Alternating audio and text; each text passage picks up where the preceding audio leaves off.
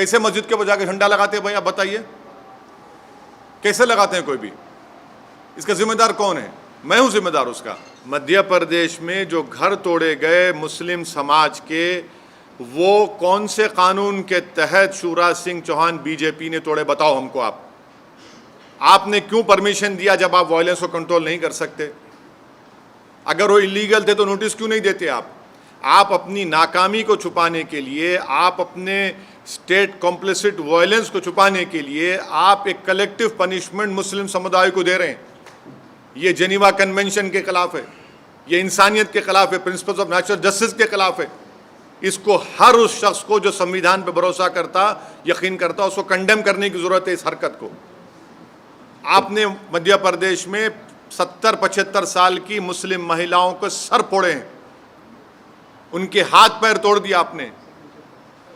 13-14 साल के बच्चों को रोड पर लिटाकर आपने उनको पीटा उनको।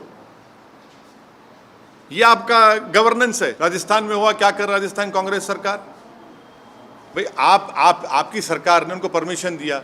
जब परमिशन आप देते हैं तो कैसा वायलेंस होता है? फिर घर जलाए जाते हैं, वहां पर दुकानें जलाई जाती हैं, टारगेटेड घर जलाए जाते हैं राजस्थान में, कर्नाटक में होता है ये। तो ये पूरे कंट्री में इतने 6-7 प्रदेशों में अगर हो रहा है तो ये देखिए, ये एक ऐसा नहीं है, पूरा प्लानिंग से हो रहा है ये। और आप टारगेट कर रहे हैं वो मुस्लिम माइनॉरिटीज को। सिर्फ क्यों कर रहे हैं भाई मुस्लिम टारगेट? आप पहले आप बोलते हिजाब नहीं पहन सकते, सेकुलर स्टेट है, गोश्त नहीं खा सकते, सेकुलर स्टेट है क्या? फिर आप कानून बना देते फिर उसके ऊपर। कहां पे रुकेगा बात? ये mob lynching, state sponsored violence, अब स्टेट कॉम्प्लिसिट वायलेंस और संघ परिवार लो इंटेंसिटी वायलेंस कर रही पूरे देश में। ये परफेक्ट कर चुके हैं अपनी चीज को। लो इंटेंसिटी वायलेंस करते हैं, यहां करो, वहां करो, इधर करो। सरकार की जिम्मेदारी बताइए? सरकार की जिम्मेदारी है ही नहीं है। आप सो रहे थे, कैसा दंगा होने दिया आपने? कितने पुलिस वालों को सस्पेंड किया आपने?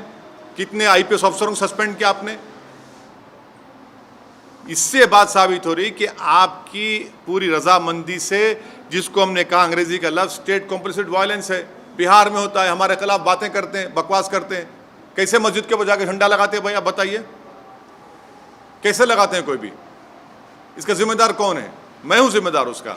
आस्था मेरी आस्था नहीं है क्या? मेरी आस्था भी हिजाब पहनना मेरी आस्था नहीं है। तो आप एक काम करिए ना, फिर जितना एक्सपोर्ट होता है गोश्त उस दौरान में बैन करिए इंडिया में। मैंने गोश्त का एक्सपोर्ट आप बैन नहीं करेंगे क्योंकि आपको डॉलर मिलते हैं, और वो जो मासूम बेचारा जो दिन में 100 रुपये 200 रुपये कमाता, उसके कारोबार को आप लगाते हैं। आस्था की बुनियाद पर देश चलेगा या संविधान के ऊपर चलेगा? बता दीजिए आप। फिर मेरी आस्था क्या होगा बताइए? मेरी आस्था भी है, रमजान है, फिर शराब की दुकानें क्यों खुली पड़ी हुई हैं?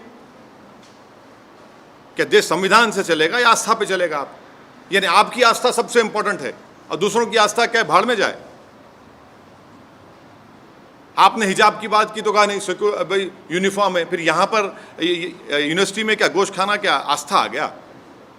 कहाँ से देश कौन सी राह पे जा रहा है? बीजेपी को, संघ परिवार को हम शुरू से कह रहे हैं कि जिस राह पे आप इस देश को लेकर जा रहे हैं, इससे देश कमजोर हो रहा है। देश कमजोर हो रहा है कि पत्थरबाजी हुई, फिर आप घर तोड़ देते हैं मध्य प्रदेश में। किस बुनियाद पे घर तोड़ते भाई आप? ये तो ये जेनीवा कन्वेंशन का वायलेशन है। आपको पकड़ना चाहिए उन लोगों को, अगर करे तो। आप घर किस बुनियाद पे तोड़ रहे हैं भाई? और एक ही कम्युनिटी घर तोड़ रहे हैं आप, क्यों? और आपको कौन ने अख्तियार दिया घर तोड़ने का? चलिएगा इलीगल है तो नोटिस दीजिए। क्या वही घर इलीगल है, दूसरे घर इलीगल नहीं है? एक ही कम्युनिटी के मध्य प्रदेश में आप घरों को तोड़ते हैं, और जो बच्चे अभी अडल्ट नहीं हुए 70 बच्चों को आप उनको मारपीट करते हैं। और फिर दुनिया ने वीडियो देखा कि महिलाओं को, ज़ईफ़ महिलाओं को, बुजुर्ग महिलाओं को, 70 साल की महिलाओं को आप उनको मार के हाथ और पैर तोड़ देते हैं उनका। पुलिस तोड़ती है उनका, मध्य प्रदेश पुलिस। ये आप काम कर रहे हैं।